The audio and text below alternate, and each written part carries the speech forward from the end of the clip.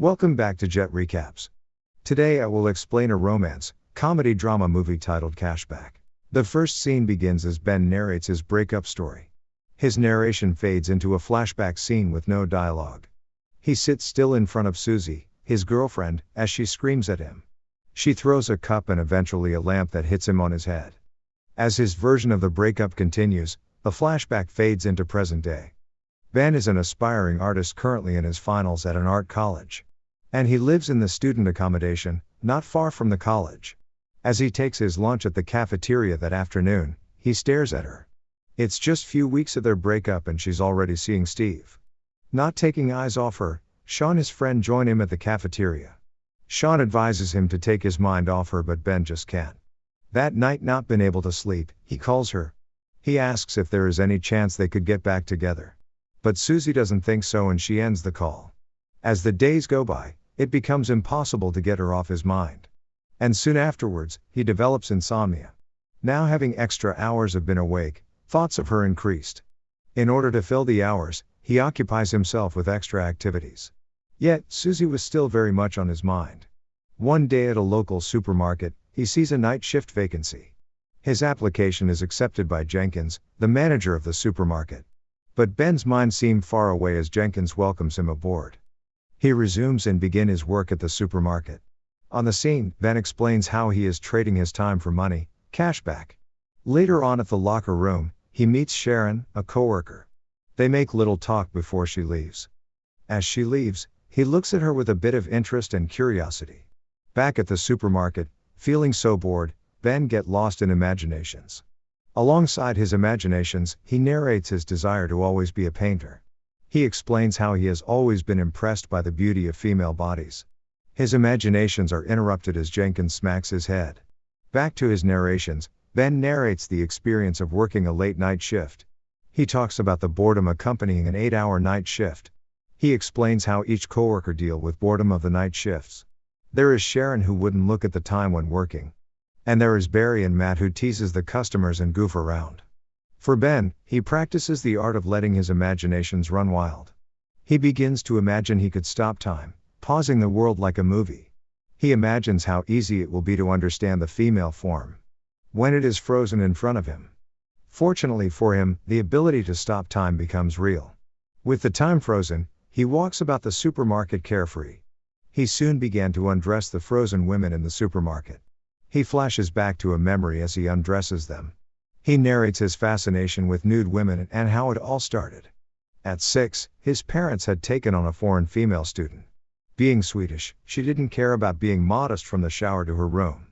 One day he witnesses as she walks naked from the shower to her room. From that moment, he became fascinated at the beauty of the female nakedness. And wishes he could pause the world to live in such moment. Back in his frozen world, he draws the undressed women on his sketchpad. He narrates the form of their bodies as he draws them. After drawing them, he dresses them back and unfreezes the time with a snap. And the time continues like nothing had happened. The next morning, Sean visits him at the hostel.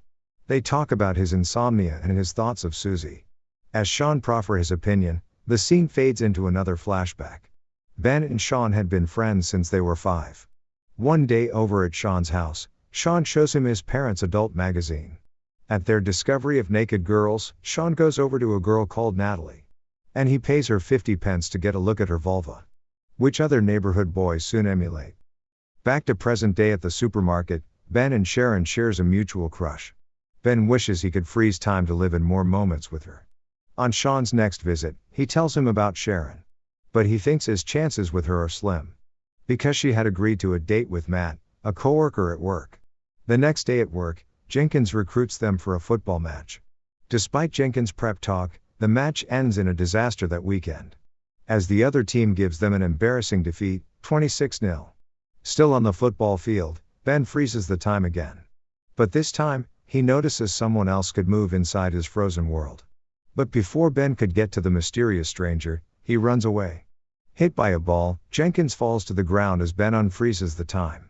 Matt takes Jenkins to the hospital, leaving Ben to take Sharon home. Ben and Sharon later went on to grab a cup of coffee. As they discuss, Sharon confirms she isn't dating Matt to Ben's relief. He tells her of his dreams to be a painter. and he hoped to have his work hung in a gallery someday. The next day at work, Jenkins invites them to his birthday party. Sharon asked Ben to be her date to the party, to which he agrees. Gradually, as they spend time together, Ben begins to think less of Susie. Still not been able to sleep, he spends his night shifts thinking of Sharon. He draws so many pictures of her as he freezes the time.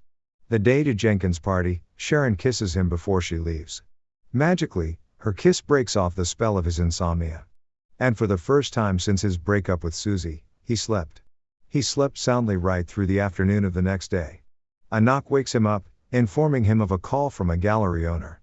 He tells Ben he has seen his drawings and wishes to display them. He schedules an appointment for Ben to present more of his drawings to him, which a surprised Ben accepts.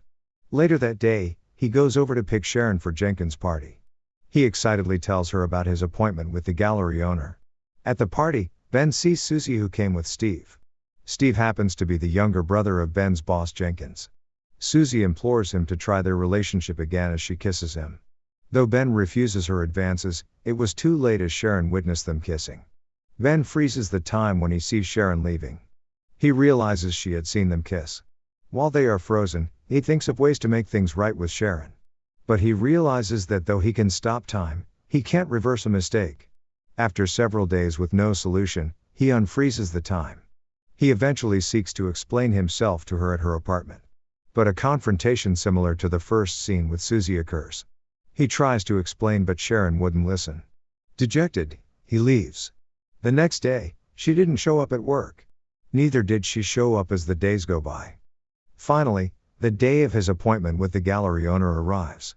He arrives at the gallery only to realize he has been pranked. Barry and Matt had pulled the prank on him, posing as the gallery owner. However, the gallery owner takes a look at his work. Interested by what he sees, he decides to exhibit Ben's drawings. On the day of his art exhibition, Sharon receives an invite which she honors. She is moved as most of the pieces are of her. And she happily accepts his apologies. The movie comes to an end as Ben shares with her his ability to stop time, and they both step outside into a time-frozen snowfall. If you enjoyed this recap, kindly like and subscribe to our channel and click on the bell icon. Do let us know what you think about the movie in the comments section below. Enjoy other movie explanations on our channel. Thanks for watching.